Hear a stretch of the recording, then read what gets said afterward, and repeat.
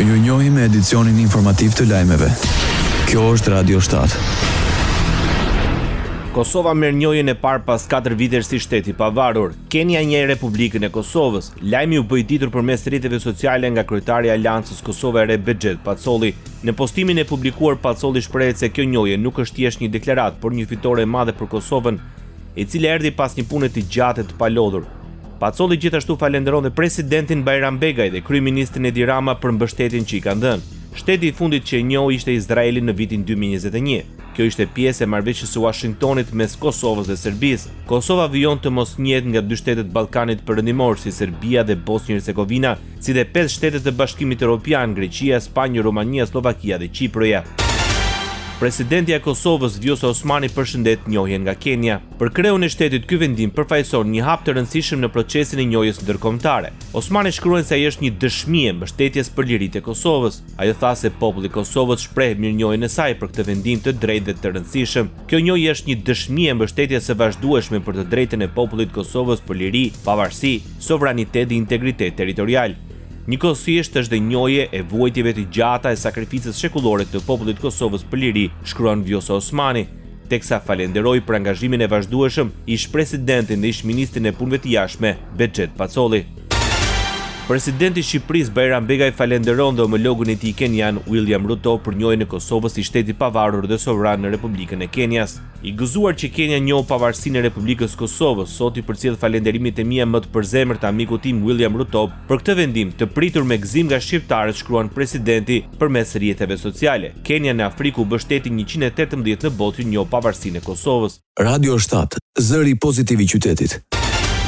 Kryeministri Edi Rama mendon se Partia Socialiste është vetmja forcë politike që garanton vijimsinë e reformës në drejtësi. Gjatë një takimi me kandidatë për deputet nga Shiroka, Rama tha se për herë të parë pushteti politik i ka dorëzuar shpatën drejtësisë. Ne dorëzuam shpatën për herë të parë që nga 1912 pushteti politik s'ka shpatën që i takon ta kishte drejtësia dhe për herë të parë ka drejtësia ndor shpatën. Tani ne duhet të ulim kokën për këtë, përkundrazi.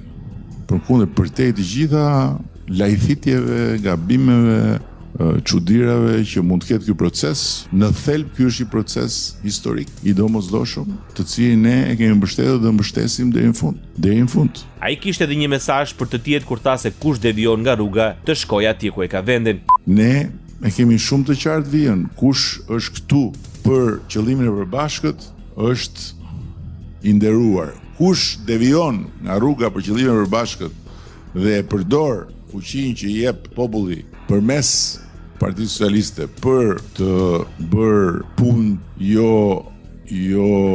të ndershme mbas shpinës tonë, të shkojë atje ku ka vendin. Është shumë e thjeshtë, nuk ka asnjë gjë për të pasur dyshime dhe dilema. Kryetari i Partisë Demokratike Sali Berisha ftoi kryeministrin Edi Rama në debat televiziv. Gjatë një konferencë përshtyp nga Selia Blu, ish kryeministri Sali Berisha kërkoi debat për integrimin evropian të vendit, pasi e konsideroi një piramidë madhore mashtrimi. Sipas Berishës, miliardat e Ramës përmes integrimit janë të njëjta me ato të naftës së shpiragut. Kjo është paraqitja e tij, është dizastër. Të vinë debat televiziv, qoftë dhe për një temë të vetme, të dalim debat për integrimin evropian. Të vi, integrimi i tij evropian është piramidë madhore mashtrimi. Miliardat e tij janë të njëjta me ato të naftës shpiragut. Ndoqët lajmet shkurt në Radio 7, zëri pozitiv i qytetit.